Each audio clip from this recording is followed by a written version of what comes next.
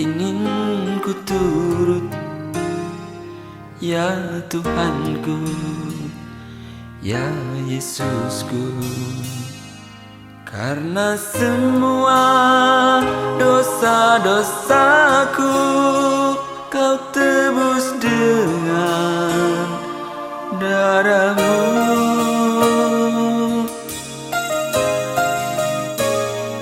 Meskipun di dunia ini ku peroleh segala-galanya, namun yang selalu ku rindu hanyalah kasih-Mu. Ajar kami untuk lebih mengenal-Mu Tuhan, ajar kami untuk lebih percaya kepada-Mu Tuhan. Haleluya. Kami hanya memandang wajah-Mu Tuhan. Terima kasih Tuhan. Wajah-Mu yang berseri, pertolonganku datang dari-Mu. Pegang tangan kami, peganglah tanganku, jangan lepaskan. Kaulah harapan dalam hidupku. Pandang wajah-Mu, Pandang wajah-Mu dan berseru, pertolonganku datang dari-Mu. Peganglah tangan, pegang tangan kami, jangan lepaskan. Kaulah harapan dalam hidupku. Katakan, bukan dengan kekuatan kami Tuhan, bukan dengan kekuatan ku dapat jalani hari ku dapat jalani hidupku tanpa Tuhan yang di sampingku. Ku tak mampu sendiri, kekuatan kami Tuhan. Engkaulah Tuhanku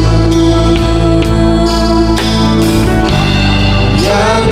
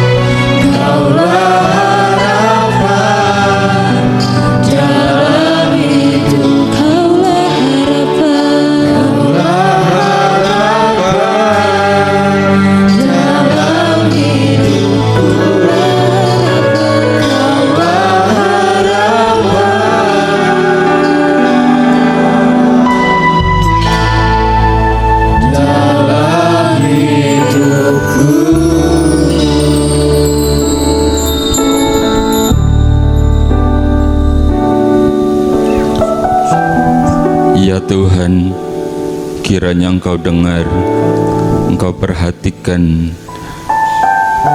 permohonan yang keluar dari dasar hati kami dengan tulus, dengan yakin, dengan percaya, karena Engkau adalah harapan kami satu-satunya selama kami di dalam dunia ini, sampai kami bertemu dengan Engkau di dalam kekekalan di surga.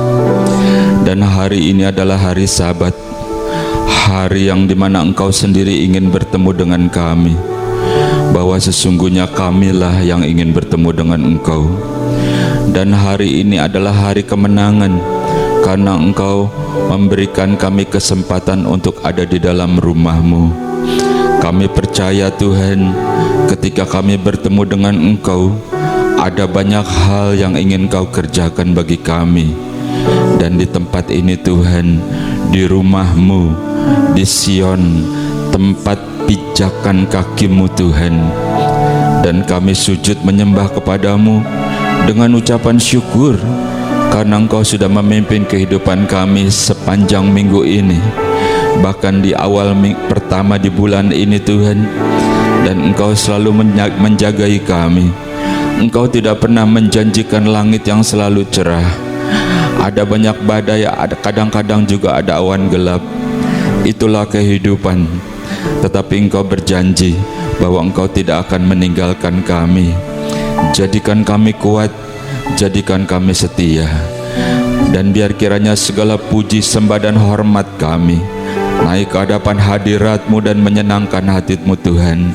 Kami percaya ketika Engkau datang kepadamu, Engkau tidak pernah menolak kami.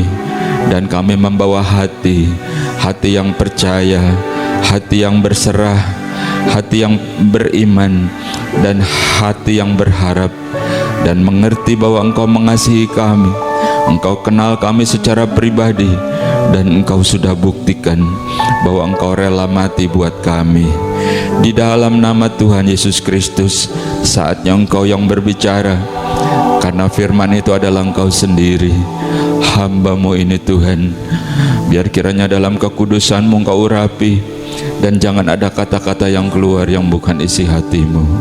Di dalam nama Tuhan Yesus Kristus, dan kami umat-Mu yang siap untuk diberkati oleh firman Tuhan, bersama-sama kita katakan amin.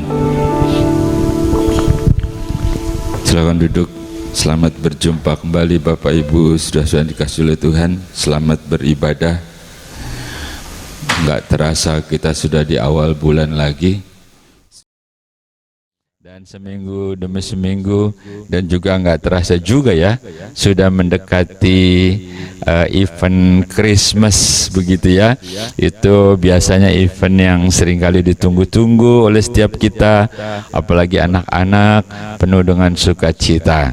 Nah, hari ini dalam ibadah tentu saja kita mengucap syukur kalau kita masih ada sampai hari ini, masih ada tempat untuk berteduh, masih ada rezeki untuk kita makan, masih ada sanak, saudara, teman yang mengasihi, dan semuanya itu adalah baik, walaupun bukan berarti tidak ada masalah. Dan kalau kita masih ada, itu artinya Tuhan memberikan kita kekuatan. Nah, sebentar ibadah kita disertai dengan perjamuan kudus. Kita diingatkan kembali bagaimana Yesus berkorban karena mengasihi kita. Bagaimana Yesus berkorban segala-galanya buat kita untuk menunjukkan bahwa Dia mengasihi. Bapak Ibu saudara-saudara, kita akan masuk dalam firman Tuhan. Kita baca Matius pasal 26 mulai ayat yang ke-14. Demikian firman Tuhan. Kemudian pergilah seorang dari ke-12 murid itu yang bernama Yudas Iskariot kepada imam-imam kepala. Ia berkata, "Apa yang hendak kamu berikan kepadaku, supaya aku menyerahkan dia kepada kamu?" Mereka membayar 30 uang perak kepadanya. Dan mulai saat itu ia mencari kesempatan yang baik untuk menyerahkan Yesus. Bapak Ibu, saudara yang terkasih, kita sudah baca satu penggalan kisah dan kita juga sudah paham ceritanya. Tetapi hari ini biar kiranya Roh Kudus terus membimbing kita supaya kita lebih mengasihi Allah dan mengasihi Tuhan Yesus Kristus yang ke dunia menjadi manusia dan untuk menyelamatkan kita, memberikan pertolongan, memberikan contoh, memberikan teladan. Dan tadi kita baca salah seorang dari 12 murid itu meninggalkan dia lalu pergi kepada imam-imam kepala yang dalam tanda kutip waktu itu memang terjadi perselisihan, terjadi kecemburuan, lalu disepakati untuk hal-hal untuk menjegal gitu ya kalau bahasa kita. Nah, Yudas Iskariot pergi kepada mereka dan tentu saja diterima karena mereka tahu ini adalah salah satu dari 12 murid, bukan? Lalu di situ kita baca Yudas Iskariot bertanya, "Apa yang engkau akan berikan kalau aku serahkan dia, Yesus, kepadamu?" Lalu mungkin mereka bernego ya, ngelobi, bernego, akhirnya disepakati akan diberikan 30 uang perak. Dan lalu kita baca di ayat yang berikutnya tadi, mulai saat itu setelah terima uang tuh, setelah terjadi kesepakatan gelap, ya kan, kesepakatan gelap tuh, karena sembunyi-sembunyi pasti. Mulai saat itu ia mencari jalan, mencari kesempatan untuk menyerahkan Yesus. Kita nggak bahas Yesusnya deh, sebab ketika Yesus kita bahas, bahkan para Pontius Pilatus, imam besar bilang, setelah aku periksa-periksa, makin diperiksa makin benar, gitu ya. Jadi kita sedikit fokus kepada seorang murid yang bernama Yudas Iskariot. Siapakah Yudas Iskariot? Yudas Iskariot adalah salah satu dari 12 murid. Bukan cuma dipanggil. Kalau dipanggil itu bisa siapa saja, ya Bapak Ibu Saudara. Tetapi dipilih. Kalau dipilih artinya sudah melewati suatu kriteria khusus. Ya toh? Ketika engkau mau pilih karyawanmu, stafmu, apalagi ring 1, tentunya ada kriteria khusus yang engkau sendiri buat sebagai persyaratan. Dan Yudas Iskariot adalah murid dari 12 murid. Ini ring 1. Namun apa yang terjadi? Lalu Yudas Iskariot pergi secara diam-diam bertemu dengan imam kepala yang dalam tanda kutip itu adalah pihak yang berseberangan, gitu ya, berseberangan. Yudas Iskariot adalah bukan cuma murid, tapi dia juga dipercayakan. Jadi bukan cuma dipanggil, dipilih, lolos dalam kriteria, lalu menjadi murid, begitu ya, bahkan dipercayakan untuk mengelola sebagai bendahara menurut firman Tuhan. Jadi Yudas Iskariot mempunyai suatu kedudukan yang sangat-sangat istimewa. Ya toh? Itulah Yudas Iskariot. Namun yang kita baca tadi itu sesuatu yang sangat di luar dugaan, karena secara diam-diam ini adalah persepakatan gelap, niat busuk dari Yudas Iskariot untuk menyerahkan Yesus. Padahal Yudas Iskariot adalah seorang yang dipercaya, seorang murid yang betul-betul ada bersama dengan Yesus. Bapak Ibu saudara-saudara yang terkasih, apakah saudara pernah ngopi sore-sore misalkan, atau ngobrol-ngobrol sama orang nomor 1 atau nomor 2 lah gitu, dan bukan cuman ngobrol, bahkan bercanda-canda gitu? Pernah? Saya mau tanya nih, kira-kira kalau engkau merenung, rasanya apa sih?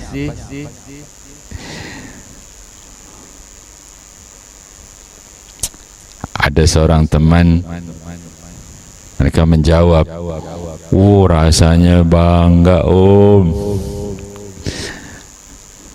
Bahkan salaman yang 3 detik aja, sekelebatan gitu, salaman 3 detik, minta difoto. Rasanya bangga bener. Ya nggak salah, kan saya tanya rasanya apa? Iya betul, rasanya bangga. Halo? Yudas Iskariot itu bersama dengan Yesus. Engkau aja kalau nyanyi, berdoa, teriak-teriakan, Yesus datanglah, Yesus hadir, gitu ya, Roh Allah hadir, begitu toh? Karena kalau Yesus hadir, pasti banyak hal yang akan dikerjakan oleh Yesus. Tetapi Yudas, dia nggak perlu teriak-teriakan, nggak perlu susah-susah. Karena memang tiap hari ketemu Yesus, kagak usah manggil-manggil kayak kita gitu. Ya Yesus gitu ya, Tuhan. Enggak, Yudas begitu hebatnya tiap hari. Tetapi kita lihat apa yang dilakukan oleh Yudas. Kira-kira apa sih? Dengan kedudukan yang begitu bagus, dipilih jadi pelayan, dipercaya, kira-kira apa begitu ya? Seringkali kalau kebencian itu ada di dalam hati, itu bisa menolak rencana Allah. Dan kalau kebencian itu ada di hati, itu juga bisa mencelakakan orang lain dan mencelakakan diri sendiri. Cuma kita nggak bahas hari ini karena kita mau masuk dalam perjamuan kudus, bukan? Jadi pastikan bahwa hati kita ini bersih. Pastikan bahwa kita mengasihi Yesus. Dan Yudas melakukan sesuatu yang di luar daripada yang semestinya. Ada beberapa pendapat, ada beberapa tafsiran menafsirkan katanya kemungkinan Yudas ini melakukan seperti yang dilakukan itu karena Yudas ingin agar Yesus cepat-cepat menunjukkan bahwa dia itu anak Allah. Agar Yesus itu jangan lama-lama lagi deh, proklamirkan, ini aku Allah. Ada yang menafsirkan seperti itu. Katanya, ya kita positif lah, katanya gitu. Walaupun akhirnya tidak mengenakan. Membaca itu tadi, akan timbul beberapa tafsiran dan beberapa pemikiran yang akhirnya mulai menyimpulkan beberapa kesimpulan, bukan? Halo? Tapi kita jangan keluar dari firman Tuhan ya. Kita minta Tuhan yang membimbing kita. Intinya kita menikmati perjamuan kudus itu karena kasih-Nya Tuhan, bukan?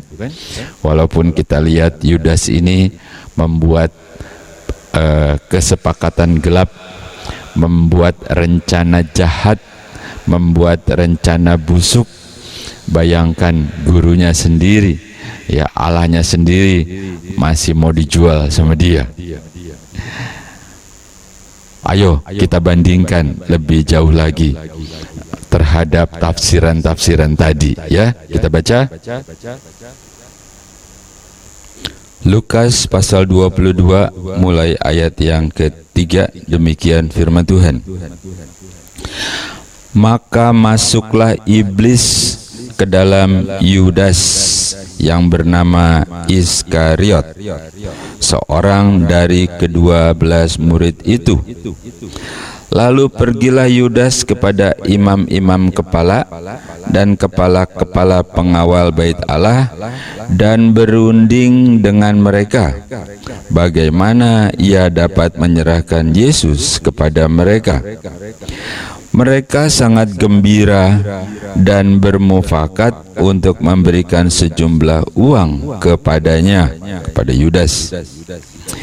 Ia menyetujuinya, dan mulai dari waktu itu ia mencari kesempatan yang baik untuk menyerahkan Yesus kepada mereka tanpa setahu orang banyak. Bapak Ibu, saudara yang terkasih, kita bandingkan dengan apa yang ditulis oleh Lukas. Lukas menulis, dikatakan, maka masuklah iblis ke dalam Yudas yang bernama Iskariot. Jadi Yudas Iskariot, ya. Maka masuklah iblis kepada Yudas Iskariot, lalu Yudas Iskariot pergi kepada imam-imam dan kepada penjaga-penjaga bait Allah. Lalu penjaga-penjaga bait Allah itu pada gembira, pada senang. Oh, ini dia nih yang aku tunggu-tunggu, gitu toh. Karena kan berseberangan, oposisi. Lalu mereka berunding bagaimana cara-caranya, strateginya, dan lain-lainnya untuk menyerahkan Yesus. Dan akhirnya disepakati setelah ngelobi, ya, lalu disepakati nilainya, lalu selanjutnya sama. Apa yang tadi ditulis oleh Matius dan yang ditulis oleh Lukas selanjutnya sama. Mulai saat itu mencari kesempatan untuk menyerahkan Yesus. Kalau tadi ditafsirkan seakan-akan Yudas ingin segera memaksa Yesus dalam tanda kutip agar Yesus memproklamirkan, menunjukkan kealahannya, tetapi Lukas menulis bahwa iblis masuk ke dalam Yudas. Kita tahu bahwa firman berkata, musuh kita bukan darah dan daging. Musuh kita adalah penguasa-penguasa di udara. Kalau musuhnya darah dan daging, itu gampang karena kelihatan, kita bisa ukur, kita bisa lihat gerak-geriknya, strateginya, dan lain sebagainya. Ya, lebih mudah lah maksud saya.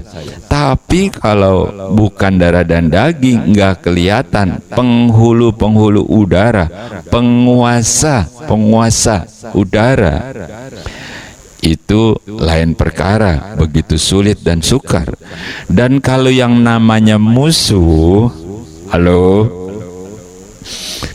kalau yang namanya musuh, kalau berperang itu nggak pakai kompromi. Ya, kau berhadapan cuman dua perkara itu. Kau tembak dia atau kau ditembak dia. Dia yang mati atau kau yang mati.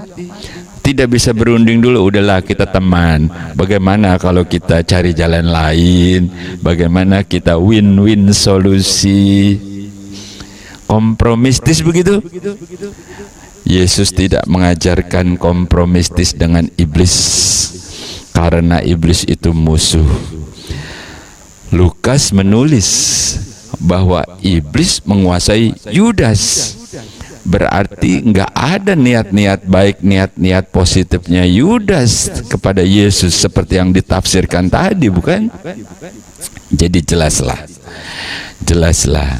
Yudas dikuasai, lalu dia pergi, dia cari jalan untuk menyerahkan Yesus. Lalu selanjutnya dan selanjutnya kita nggak bahas lagi sampai akhirnya Yesus di atas kayu salib. Dan hari ini kita melakukan perjamuan kudus, perjamuan suci, karena Yesus bilang, melakukan ini setiap kali kamu meminumnya, untuk engkau ingat kembali akan aku. Maksud Yesus itu bahwa aku tetap mengasihimu, aku tetap bersama dengan engkau. Bapak Ibu, sudah kasih, kita memang akan masuk dalam perjamuan kudus, bukan? Tetapi sekali lagi, Yudas melakukan hal yang tidak benar. Ya, dia sebenarnya Yesus punya banyak rencana besar kepada dia. Dipilih, dipercayakan, sayang sekali. Ya, halo. Jadi sangat disayangkan, bukan?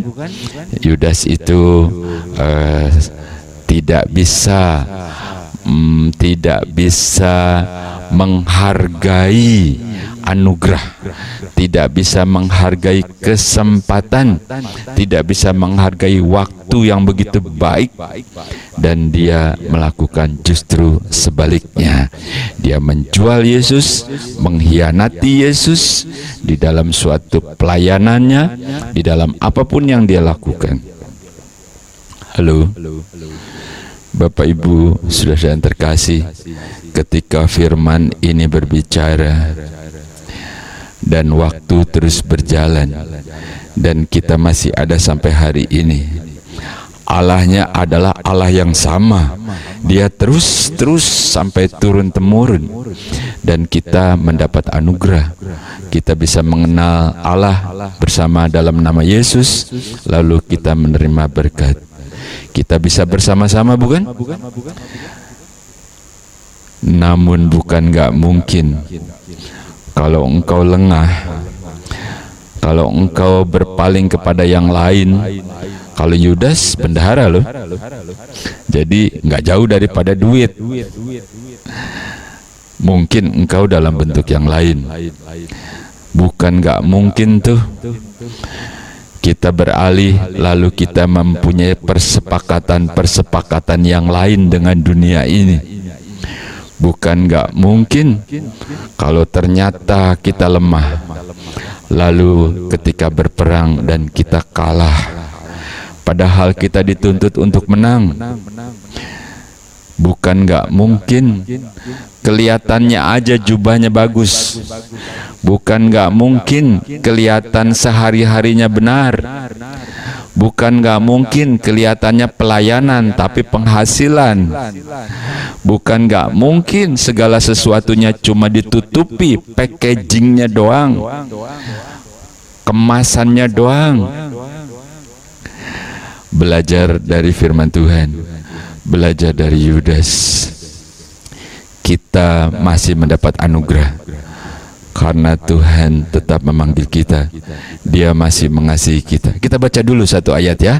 Apa sih yang dikatakan Yesus ya ketika dilakukan Yudas dan segala sesuatunya berjalan dan pahit? Apa sih yang dilakukan Yesus? Kita baca ya.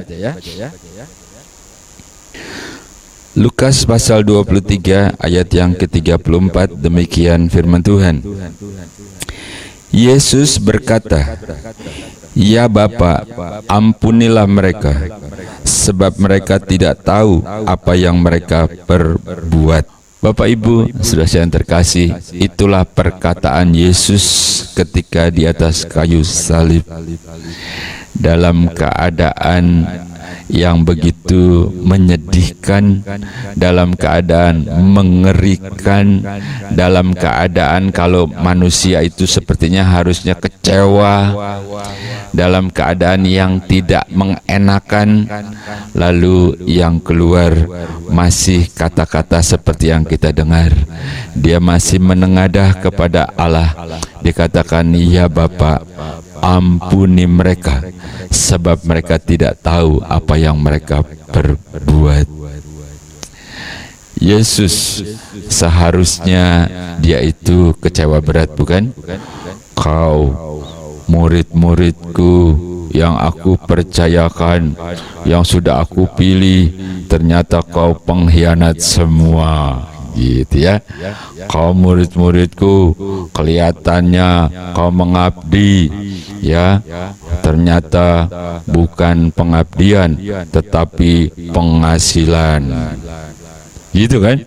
Kau yang sudah sembuh, kau yang sudah diberkati, kau yang sudah makan tuh 5.000 orang tuh yang di pasar-pasar, itu pada kemana semua tuh?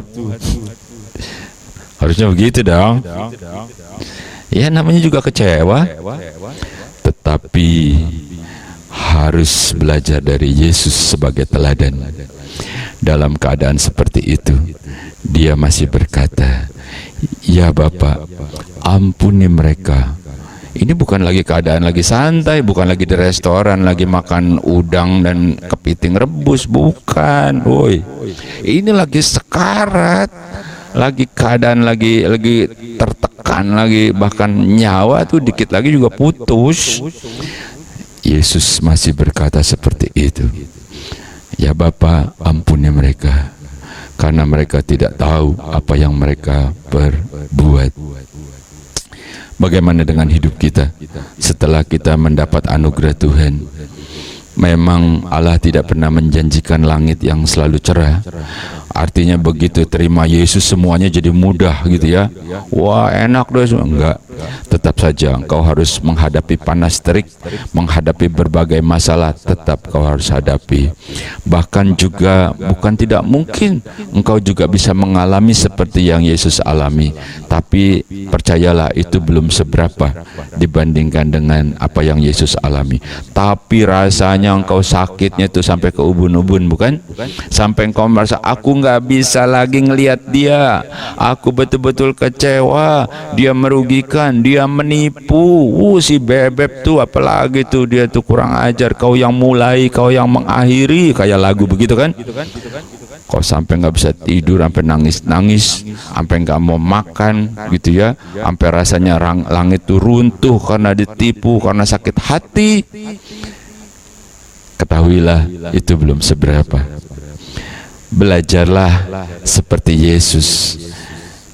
Dia masih bisa berkata, ya Bapa, ampuni mereka, sebab mereka tidak tahu apa yang mereka perbuat. Inilah teladan yang saya berharap dan kita semua belajar agar hati kita juga seperti Yesus. Jangan kau simpan kepahitanmu di dalam. Jangan kau simpan unek-unekmu, segala sesuatu yang ada di dalam. Itu jadi penyakit dan bahkan iblis bisa masuk. Jangan kau buka kesempatan buat si iblis, karena engkau sudah diselamatkan. Dan Yesus ingin engkau melakukan itu. Dan hal terakhir saya tambahkan, apa rasanya kalau suatu ketika ada konglomerat yang nyari-nyariin engkau? Halo? Pernah begitu? Cariin kau, mau konglomerat diteleponin, rasanya apa tuh? Mana mungkin dia cariin? Emangnya enggak kekurangan orang apa, perlu apa? Tetapi Yesus cari-cari kita. Dia membutuhkan kita. Lalu dia katakan, gembalakan domba-dombaku, jangan dengan paksa, tapi dengan kesediaan hati dan sukacita. Bapak Ibu, saudara-saudara yang terkasih, kita akan masuk dalam perjamuan kudus. Dan apa yang Yesus lakukan, semuanya menunjukkan bahwa dia mengasihi kita. Apa yang dia lakukan karena dia ingin kita selalu menang, kita selalu kuat dalam menghadapi berbagai permasalahan pun. Tetaplah kuat, tetaplah sukacita. Kita akan masuk dalam perjamuan kudus. Petugas-petugas perjamuan kudus mempersiapkan diri. Bapak Ibu, saudara-saudara yang di rumah juga mempersiapkan diri. Kita bersama-sama akan melakukan perjamuan kudus. Kita angkat satu pujian. seperti rusa rindu sungaimu, jiwaku rindu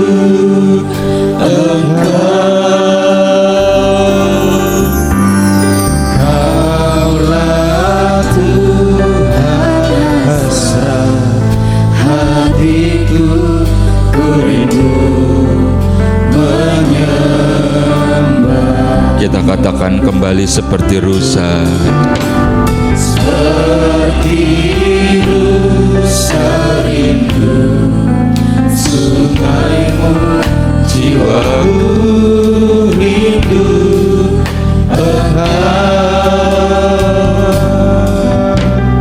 Kaulah Tuhan hasrat hatiku,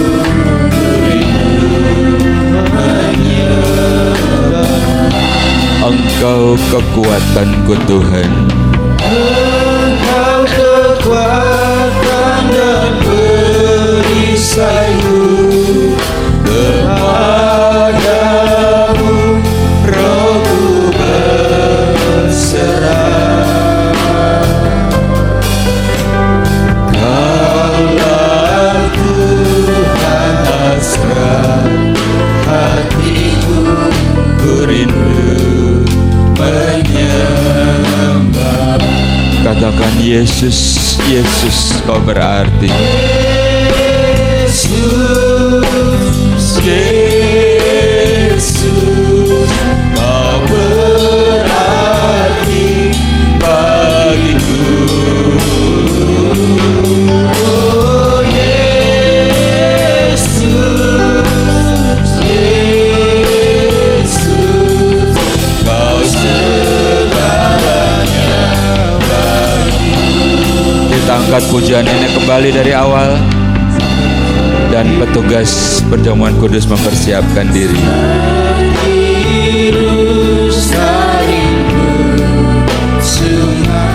Ya Tuhan,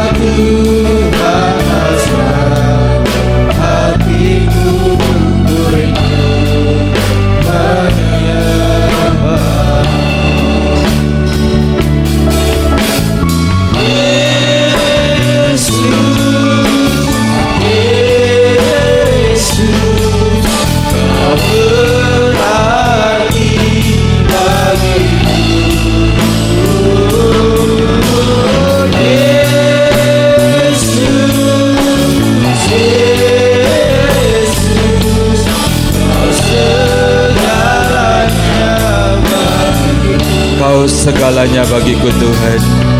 Kau segalanya bagiku. Kau segalanya bagiku Yesus. Segalanya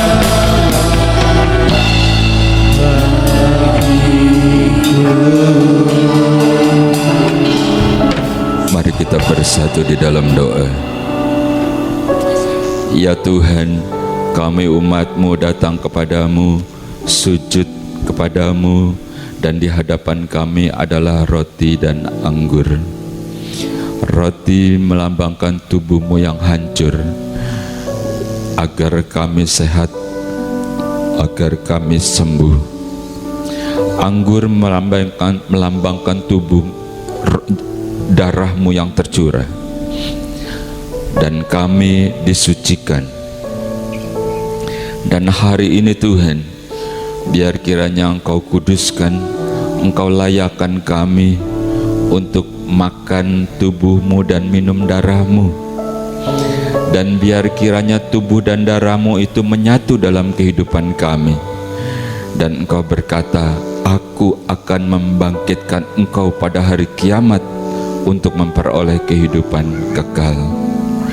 Sekarang Kau turunkan berkat-Mu atas roti dan anggur ini Tuhan, sehingga siapapun kami yang makan roti yang merupakan lambang tubuh-Mu dan kami menerima kesembuhan, dan siapapun kami yang minum anggur yang merupakan lambang darah-Mu dan kami disucikan. Di dalam nama Tuhan Yesus Kristus, dengan otoritas yang Engkau berikan, hamba-Mu melepaskan berkat atas roti dan anggur ini.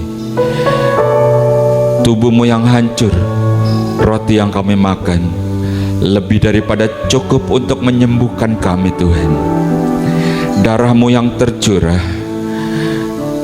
anggur yang kami makan, dan itu membuat kami menjadi suci dan hidup dalam kehidupan yang baru bersama dengan Engkau. Di dalam nama Tuhan Yesus Kristus, turunlah berkat Tuhan atas roti dan anggur ini. Kita angkat pujian, Dia jamah segenap hidupku.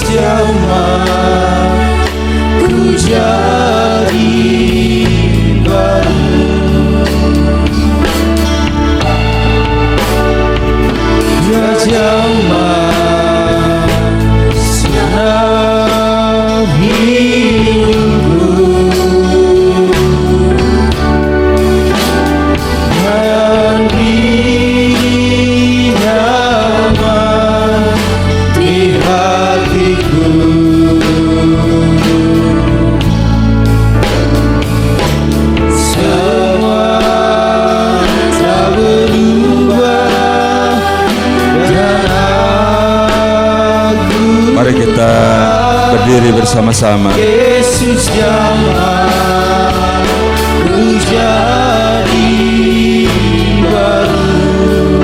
Biar Tuhan Yesus yang menjamah kita hari ini.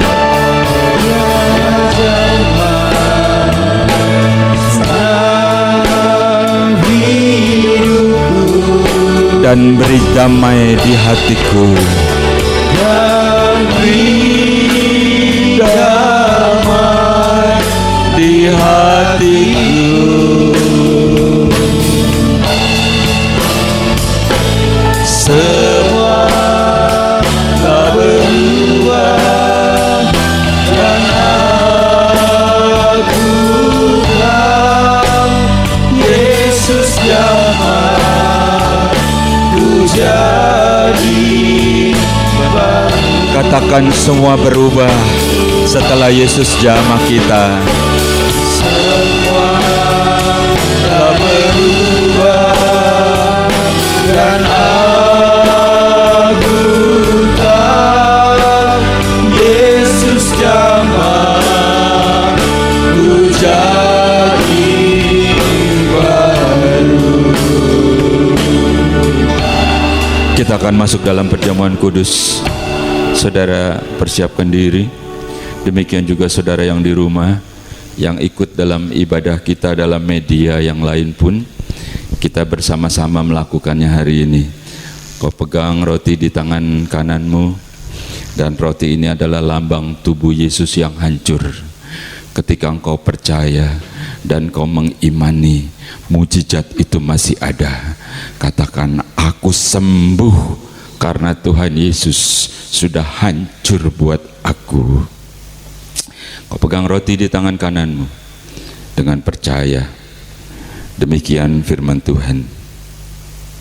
Sebab apa yang telah kuteruskan kepadamu telah aku terima dari Tuhan Yesus, bahwa Tuhan Yesus pada malam waktu ia diserahkan mengambil roti, dan sesudah itu ia mengucap syukur atasnya. Ia memecah-mecahkannya dan berkata, inilah tubuhku yang diserahkan bagi kamu, perbuatlah ini menjadi peringatan akan aku. Saudara, bukankah roti yang kita pecah-pecahkan adalah persekutuan dengan tubuh Kristus? Makan dengan percaya untuk kesembuhanmu dalam nama Yesus.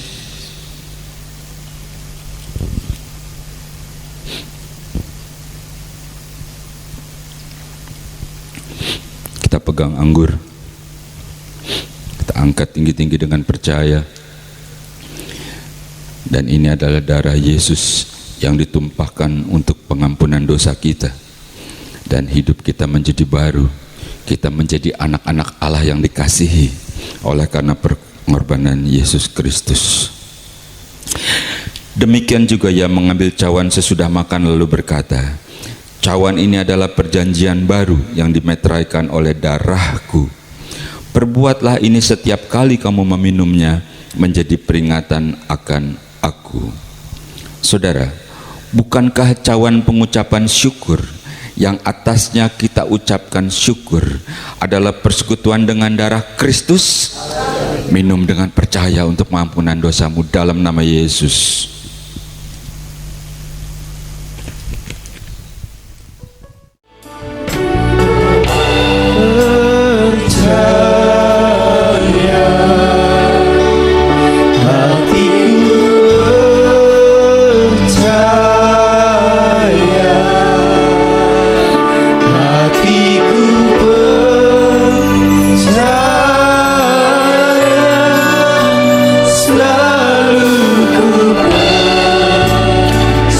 Yang percaya, angkat pujian ini dengan iman. Ya Tuhan, Engkau bukan cuma mendengar, tapi Engkau melakukannya bagi kami. Hatiku percaya,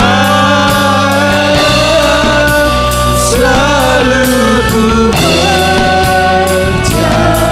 yang percaya, angkat pujian ini dengan iman.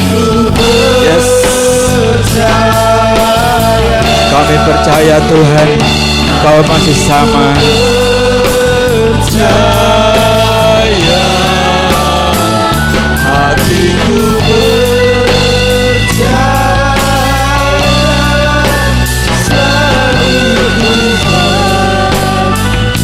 selalu ku percaya Tuhan.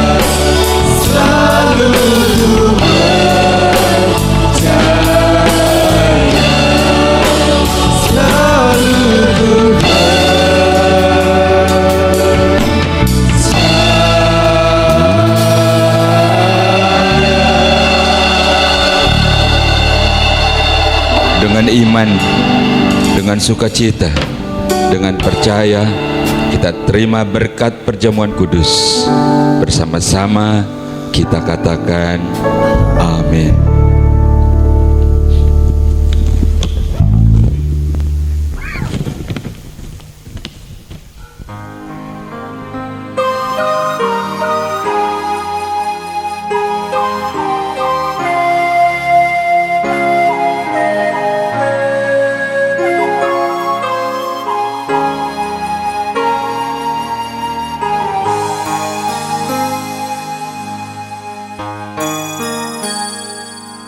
Engkaulah ingin ku turut, ya Tuhanku, ya Yesusku.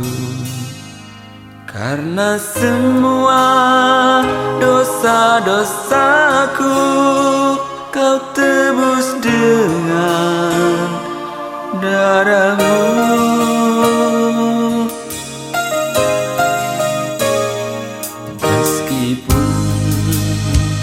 Di dunia ini ku peroleh segala-galanya,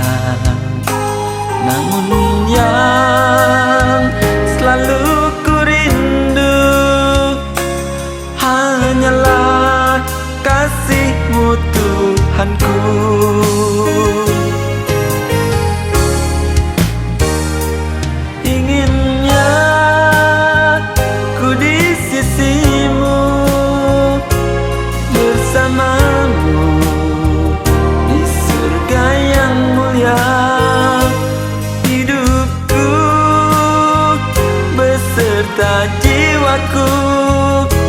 Damailah dalam genggamanmu.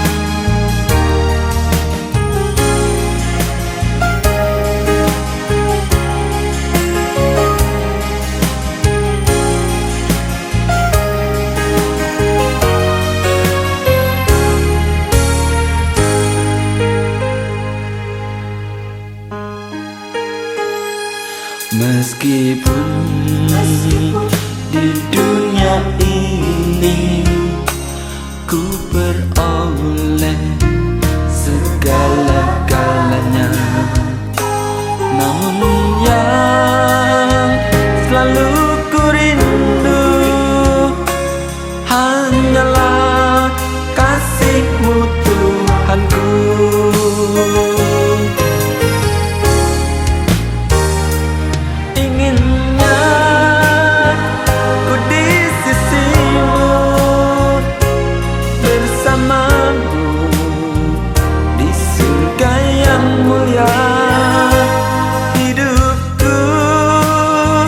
Beserta jiwaku, damailah dalam genggaman-Mu.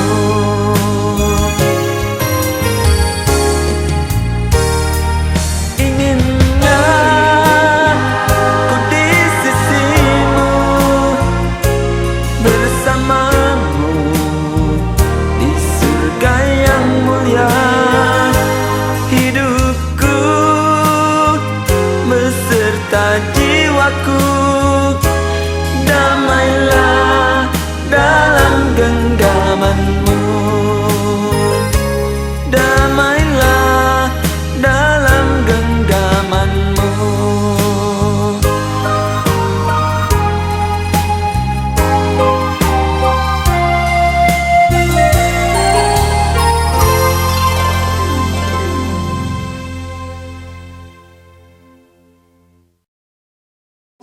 Enak guys, mantap guys. Ku di sisi-Mu, bersama-Mu di surga yang mulia. Hidupku beserta jiwaku, damailah dalam genggaman-Mu.